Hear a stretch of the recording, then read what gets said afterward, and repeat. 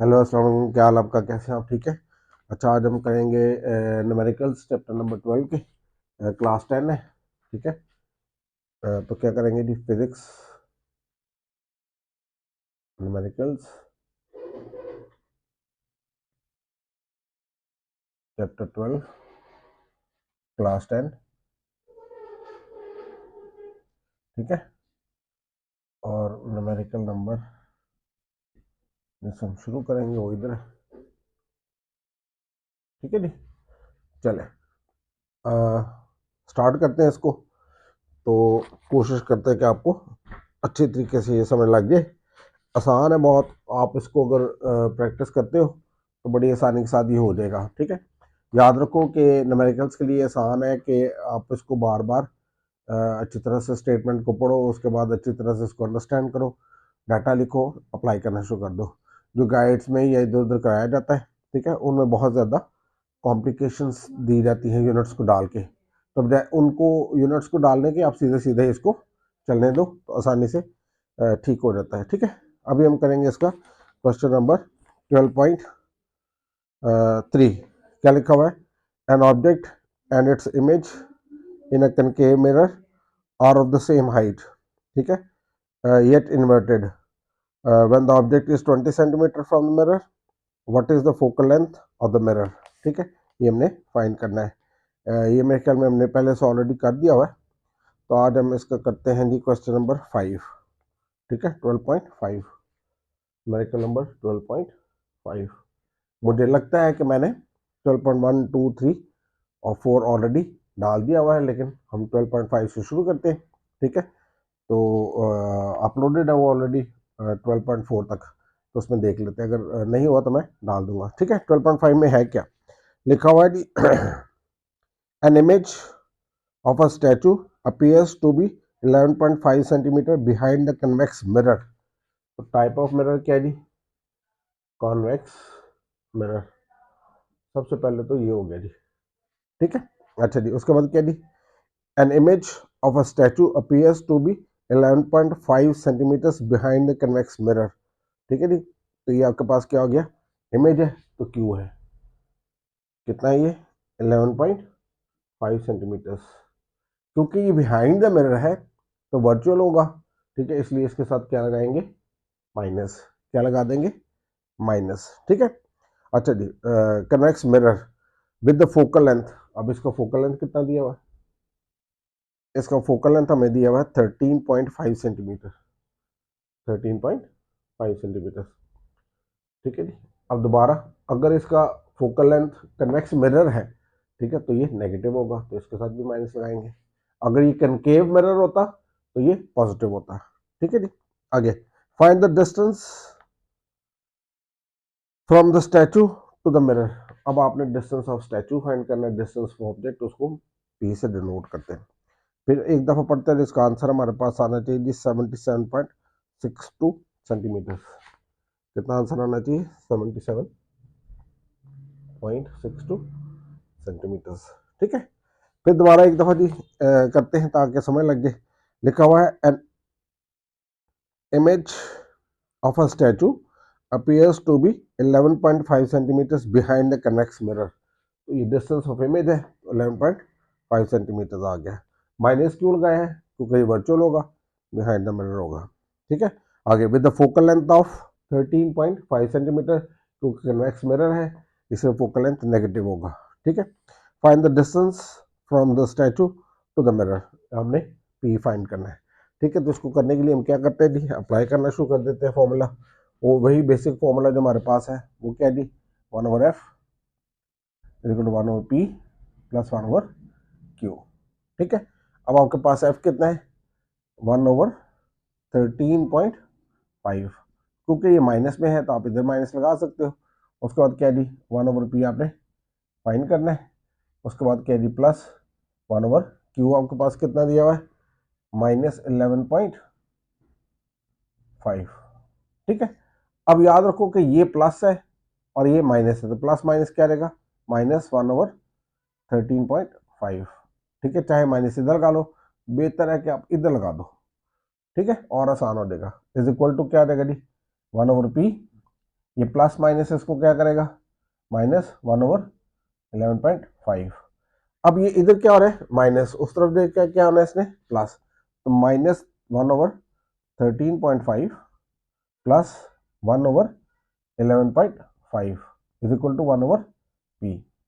ठीक है, हम क्या करेंगे, अब इसको एलसीएम ले लेंगे। अब एलसीएम लेंगे तो क्या आ जाएगा जी, ये 1/p आ जाएगा, और दोनों ही आ जाएंगे, 13.5 भी आ जाएगा और 11.5 भी आ जाएगा।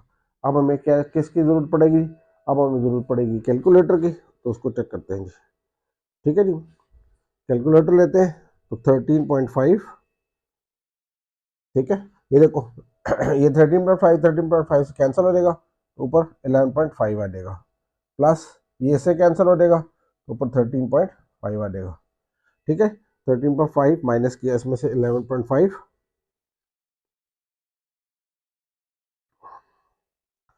तो यह रहेगा 2। ठीक है, प्लस वाली बड़ी है, तो 2 इन दोनों को हमें मल्टीप्लाई करना पड़ेगा। मल्टीप्लाई करते हैं जी, 13.5 मल्टीप्लाई किया हमने 11.5 से, तो ये रहेगा 155.52, 155.25 इज इक्वल टू 1/p आ गया। अब क्या करेंगे, अब क्रॉस मल्टीप्लिकेशन कर देते हैं, इसको इधर उसको इधर, तो 2 × p इज इक्वल टू क्या आएगा जी, 1 × 155.25। ठीक है जी, अब आपके पास क्या आ गया जी, ये उधर जा क्या करेगा, उसको डिवाइड कर देगा, 155.25 डिवाइड बाई 2, तो ये पी आपके पास कितना रहेगा जी, डिवाइड कर लेते हैं जी इसको। अच्छा जी, 155.25 डिवाइड हमने इसको कर दिया 2 से, ये आ गया जी 77.62 सेंटीमीटर, ये आंसर आ गया। ठीक है, एक दफा दोबारा एक्सप्लेन कर देता हूँ ताकि आपको उसकी समझ लग जाए। ठीक है, क्वेश्चन क्या था हमारे पास कि एक स्टैचू था, ठीक है, वो कन्वेक्स मिरर के सामने पड़ा हुआ था। जो कन्वेक्स मिरर था उसका फोकल लेंथ 13.5 था। माइनस क्यों लगाया है, क्योंकि कन्वेक्स मिरर का मैंने आपको जो इसकी पहली वीडियो दी हुई है 12 चैप्टर की, उसमें मैंने सारी डिटेल्स एक्सप्लेन की हुई है कि जब मिरर कन्वेक्स होगा तो फोकल लेंथ नेगेटिव होगा, वर्चुअल होगा, तो माइनस लगता है। ठीक है, जब इमेज बिहाइंड द मिरर बने वो वर्चुअल होता है, तो उसमें भी क्यू के साथ क्या लगता है, नेगेटिव लगता है। ठीक है, हमने कितनी दूर ये स्टैचू रखना है ताकि इसका इमेज यहाँ पे बने और फोकल लेंथ इसका ये है, तो उसके लिए 1/f = 1/p + 1/q यूज किया। 1/f की जगह हमने क्या लगाया जी, 1 वैसे के वैसे ही, और f की जगह हमने लगाया -13.5। ठीक है, फिर 1/p है तो 1/p वैसे के वैसे, ठीक है, प्लस 1/q की वैल्यू -11.5। अब ये प्लस माइनस क्या रहेगा, माइनस, ये प्लस माइनस क्या रहेगा, माइनस। ठीक है, तो मैंने बजाय सेंटर में माइनस लगाने के ऊपर ही ले गया हूँ। ठीक है, अब आपके पास क्या आएगा, इनका एलसीएम, ये इधर क्या आ रहा है माइनस, उधर क्या आ जाएगा प्लस। ठीक है, तो 1/p इधर रह जाएगा, उसके बाद एलसीएम लेंगे तो दोनों ही आ जाएंगे, दोनों फैक्टर्स। उसके बाद इसको ये खत्म करेगा तो ये ऊपर जाकर मल्टीप्लाई आएगा, तो -11.5 आ जाएगा। इसको ये खत्म करेगा तो ये ऊपर जाकर मल्टीप्लाई आएगा, 13.5 आ जाएगा। ठीक है, अब 13.5 और 11.5 माइनस और प्लस है, सब्ट्रैक्ट होंगे तो 2 आ जाएगा, इन दोनों को मल्टीप्लाई करोगे तो 155.25 आ जाएगा। क्रॉस मल्टीप्लाई किया 2 को p के साथ और उसके इसके साथ, तो आपके पास ये वाली वैल्यू आ जाएगी, 2p = 1 मल्टीप्लाई बाय दिस, 2 से जाकर डिवाइड कर दो तो बुक वाला आंसर आ जाएगा। मुझे तो मुश्किल तो नहीं, ठीक है, आसान है। अब करते हैं नेक्स्ट, हमने किया है 12.5, अभी करेंगे 12.6। ठीक है, नहीं ये हो गया। अब नेट पे अगर आप देखोगे तो जो बुक डाउनलोड मैंने नेट से करता हूँ, आमतौर पे आज देखा होगा आपने कि मैं आमतौर पे मोबाइल पे बुक से ही देख लेता हूँ, तो वो बुक में उस जो अपलोड की हुई है बुक, उसमें बहुत ज़्यादा प्रॉब्लम्स हैं, गलतियाँ हैं। ठीक है, उसकी वजह से आंसर्स आपके मैच नहीं करते, इसलिए मैंने फिर किसी से बुक मंगवाई है ताकि इसको कर सके। ठीक है जी, वो आंसर ही मैच नहीं करते क्योंकि उसमें बहुत ज़्यादा नया नया जब प्रिंट आया था तो गलतियाँ थी। ठीक है, तो वही उन्होंने अपलोड की हुई है। चलो जी, अब 12.6 क्या लिखा हुआ है, an image is produced by a concave mirror. अब कौन सा जी, कनकेव मिरर, इसका फोकल लेंथ क्या होगा, पॉजिटिव, ये ऊपर लिख दो कनकेव मिरर। इसका फोकल लेंथ पॉजिटिव होता है, याद रखो, ठीक है। An image is produced by a concave mirror of focal length 8.7 centimetres. चलो जी, अब इसका फोकल लेंथ पॉजिटिव होगा 8.7 सेंटीमीटर्स। आगे, the object is 13.2 centimetres toll.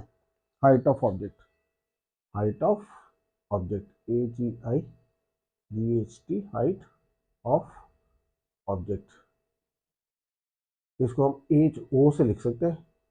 और ये कितना दिया जी, 13.2 सेंटीमीटर, 13.2 सेंटीमीटर्स। आगे, and at a distance of 19.3 centimetres from the mirror. अब इसका पी कितना है जी, वो है 19.3 सेंटीमीटर, ठीक है। आगे, find the location and the height of the image. आपने क्यू फाइंड करना है और आपने हाइट ऑफ इमेज फाइंड करनी है। हाइट ऑफ इमेज, और उसको हम डिनोट कैसे करते हैं, HI से, ये क्वेश्चन मार्क है।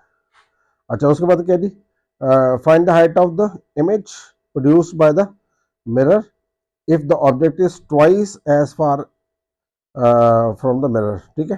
उन्होंने बोला कि अगर इसको डबल दूर कर दिया जाए तो फिर क्या बनेगा। ये नया पार्ट है, ये ए पार्ट है पहला और बी पार्ट भी है इसका।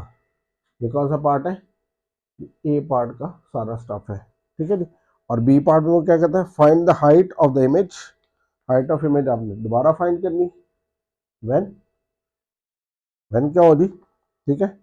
Find the height of the image produced by the mirror of the object if the object is placed, if the object is twice as far, ठीक है, फ्रॉम द मिरर।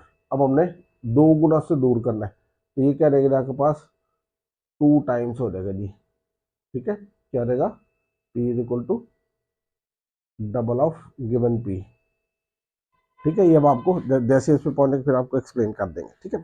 तो अभी हम इसका करते हैं 12.6 और इसके आंसर्स हमारे पास आने चाहिए। पहला का आना चाहिए 15.84, 15.84, ठीक है जी।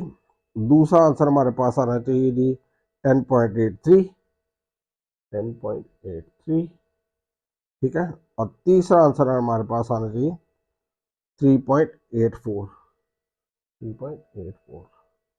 ये मैंने आपको साइड पे आंसर्स लिख दिए हैं, ठीक है। ये इसलिए लिख देता हूँ ताकि जब निकल आए तो हमें पता चले कि हमने ठीक किया कि नहीं। एक दो दोबारा पढ़ते हैं जिसको, ठीक है। An image is produced by a concave mirror of focal length 8.7 centimetres, ठीक है। फोकल लेंथ कितना है, कनकेव मिरर है तो पॉजिटिव होगा 8.7 सेंटीमीटर्स। आगे, the object is 13.2 centimetres tall. Height of object कितनी है, 13.2 centimetres tall and at a distance of 19.3 centimetre from the mirror. P कितना है, 19.3 centimetres. A part, find the location, ठीक है, and height of the image. ये है जी ए part में आपने इसकी लोकेशन का मतलब डिस्टेंस ऑफ इमेज वो क्यों होगा, और हाइट ऑफ इमेज आपने फाइंड करना है। ये ए पार्ट है। बी पार्ट में क्या है, find the height of the image produced by the mirror if the object is twice as far from the mirror. अब हमने उसको 2 गुना दूर कर देना, ठीक है। तो मैंने लिख दिया अपने लिए कि P is equal to law double P, ठीक है। ये अब आप बाद में डिस्कस करेंगे बी पार्ट। अभी हम पहले कॉन्सेंट्रेट करते हैं हमारे ए पार्ट पे, ठीक है। जो ए पार्ट है इसके लिए हम क्या फॉर्मूला यूज करेंगे जी, ए पार्ट हो गया जी 1/f 1/p प्लस 1/q, ठीक है जी। तो 1/f की जगह क्या लगाएंगे हम, 1/8.7, ठीक है। 1/p की जगह क्या लगाएंगे, 1/19.3, ठीक है। क्यों हम फाइंड कर लेंगे यहाँ से। अब ये देखो, ये इस तरफ क्या आ रहा है प्लस, उस तरफ जाकर क्या रहेगा माइनस। तो 1/8.7 minus 1/19.3 is equal to 1/q। ये 1/q इस तरफ रह जाएगा, ये 1/19.3 उस तरफ चला गया, ठीक है। अब हम लेंगे इनके एलसीएम तो दोनों ही आ जाएंगे, 8.7 भी आ जाएगा और 19.3 भी आ जाएगा, ठीक है। इज इक्वल टू क्या आ गया 1/q। ये और ये आपस में कैंसिल हो गए, ये ऊपर चले जाएगा 19.3 माइनस ये और ये खत्म हो गए, ये ऊपर चला जाएगा 8.7, 7। ठीक है, अब हम कैलकुलेटर यूज करके इन दोनों को माइनस करते हैं। चलो जी, क्या है जी, 19.3 माइनस 8.7, तो ये आएगा 10.6। कितना रहेगा जी, 10.6 ओवर, इन दोनों को मल्टीप्लाई कर देते हैं जी। किसको इसको मल्टीप्लाई करना है आपने, 8.7 मल्टीप्लाई बाय 19.3, तो ये रहेगा जी 167.91 इक्वल टू 1/q आ गया। ठीक है, तब आपने क्या करना है, इसको इधर मल्टीप्लाई कर देना, इसको इधर क्रॉस मल्टीप्लिकेशन, तो q मल्टीप्लाई होगा जी 10.6 से और 1 मल्टीप्लाई हो जाएगा 167.91 से। तो q की वैल्यू लेनी है आपने, तो 167.91 डिवाइडेड बाय 10.6, तो q का जो आंसर निकल आएगा वो कितना निकल आएगा जी, डिवाइडेड बाय 10.6। चलो जी, तो ये निकल आएगा 15.84 सेंटीमीटर। ये देख लो जी, पहला आंसर निकल आया। ठीक है, अब हम इसका करते हैं दूसरा, इसका दूसरा हाइट ऑफ इमेज वाला। ठीक है, उसका क्या फॉर्मूला होता है, height of image over height of object is equal to q over p. क्या फॉर्मूला होता है जी, height of image over height of object is equal to q over p. अब हाइट ऑफ इमेज कितनी है इसका, वो हमने फाइंड करनी है, तो हाइट ऑफ इमेज वैसे का वैसे रहेगा। ये क्या हाइट ऑफ ऑब्जेक्ट है, ये कितनी दी हुई है जी, 13.2 सेंटीमीटर। ये क्यू हमने कितना निकाला है, 15.84, और पी हमारे पास कितना है, पी हमारे पास है 19.3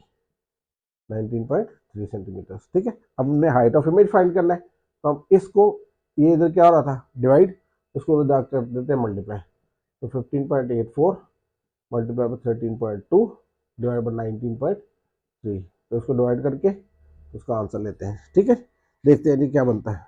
चलो जी, किस किस को मल्टीप्लाई करना है, 15.84 मल्टीप्लाई बाय 13.2, तो ये आएगा 209.088, इसको डिवाइड करना हमने 19.3 से।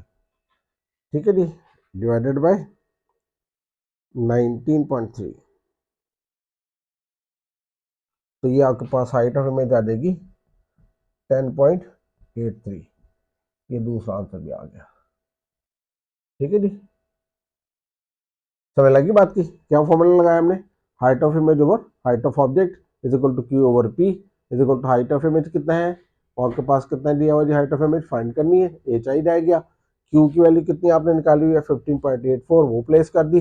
हाइट ऑफ ऑब्जेक्ट आपको कितना दिया हुआ 13.2, वो प्लेस कर दिया। ठीक है, पी की जगह क्या लिखोगे, पी की जगह लिखोगे 19.3। ठीक है, और क्यू आपने ये निकाला हुआ है। अब ये इधर कर रहा था डिवाइड, उधर जाकर क्या कर देगा, मल्टीप्लाई देगा, इन दो का आंसर निकालोगे तो सेकंड आंसर निकल आएगा। अब थर्ड आंसर के लिए हमें इसको रब करना पड़ेगा ताकि थर्ड आंसर पे भी चले जाए, या ट्राई करें इधर ही। ठीक है, चलो ट्राई करते हैं।